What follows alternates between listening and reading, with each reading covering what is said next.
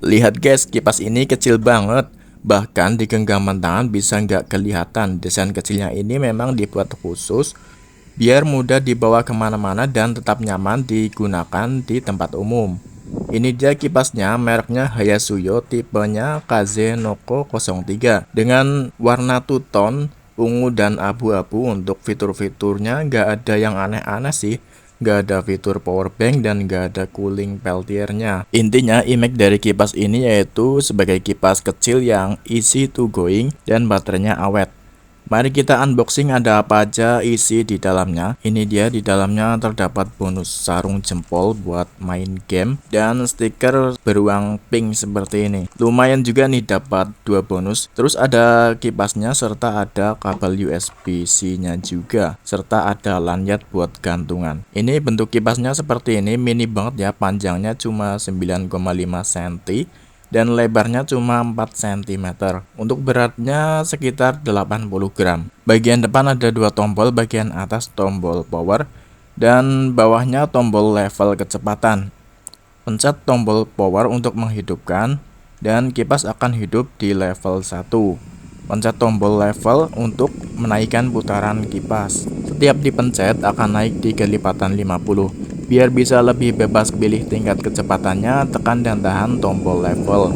Maka akan lebih bebas memilih tingkat kecepatan mulai dari 1 hingga 199. Bagian bawah terdapat karet anti-slip dan port USB-C. Karet anti-slipnya ini biar nggak gerak-gerak ya ketika diletakkan di meja dan kipasnya dinyalakan, karena ketika dinyalakan kipas ini akan bergetar. Jadi kalau nggak ada anti-slipnya itu rawan bergerak-gerak ya dan bisa jatuh. Untungnya sudah ada anti-slipnya. Untuk baterai belum jelas kapasitasnya berapa karena nggak ada tulisan di boxnya. Di lapak sellernya juga tidak jelas walaupun ada tulisan, tapi beda jadi membingungkan ya. Untuk kejelasannya nanti saya tes sendiri saja kapasitas baterainya saat dicas. Kalau untuk durasi nyalanya katanya sih 8 jam, nanti saya cobain apakah benar bisa tahan 8 jam. Untuk kekuatan anginnya walaupun kecil tapi lumayan kencang. Di level 1 saja sudah kencang dan layak untuk mengusir hawa panas. Untuk karakter angin, karena diameter baling-balingnya kecil jadi karakternya fokus dan tidak menyebar ya anginnya. Sekarang saya mau uji durasi nyala kipasnya di kecepatan 1 dulu. Kira-kira mampu bertahan sampai berapa lama kipas ini? Check this out. Oke, sekarang akan saya nyalakan kipasnya di kecepatan 1 ya.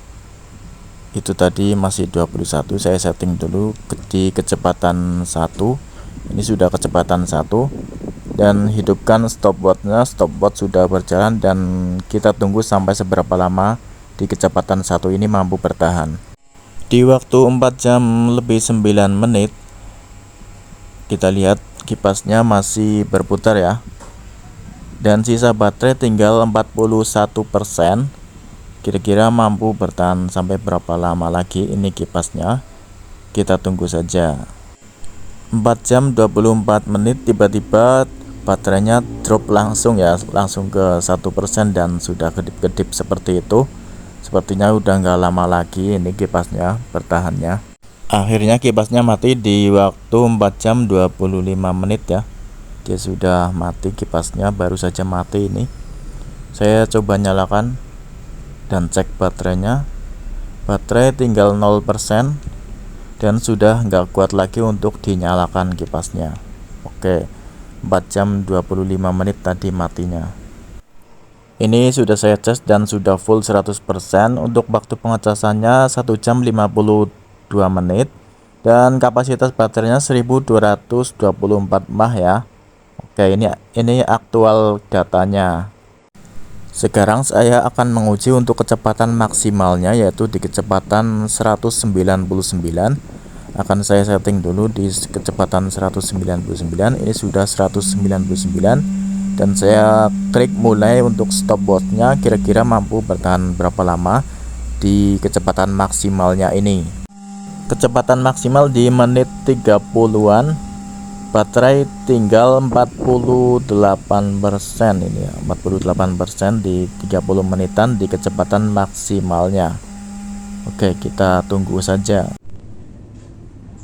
Ini di 32 menit tiba-tiba mati, padahal tadi masih di 40% ya baterainya, dan kipasnya panas di bagian depannya, dan tadi juga sempat berasap ya.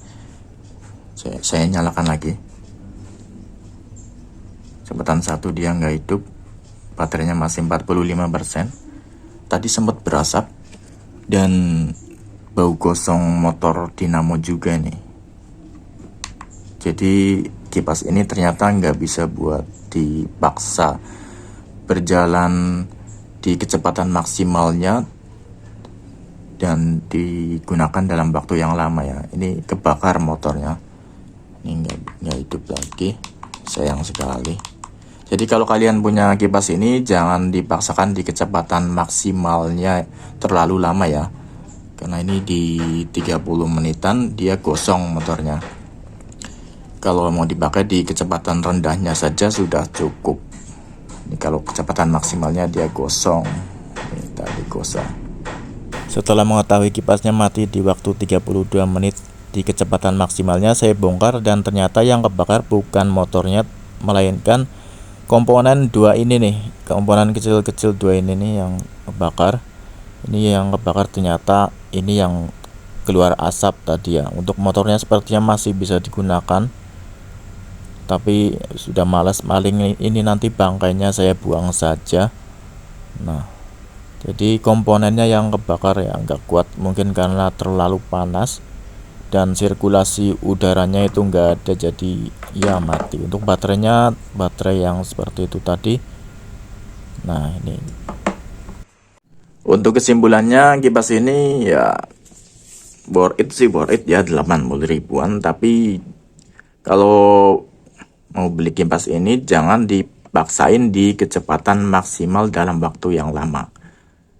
Kalau mau dipaksain di waktu yang lama, di kecepatan 1 saja, karena nggak kuat ini motornya, kecil kemungkinan, karena kecilan jadi gosong, overheat nih tadi, keluar asapnya, sempat keluar asap. Nah, jadi seperti itu ya teman-teman untuk hasil review dari kipas ini. Terima kasih telah menonton dan sampai jumpa di lain waktu.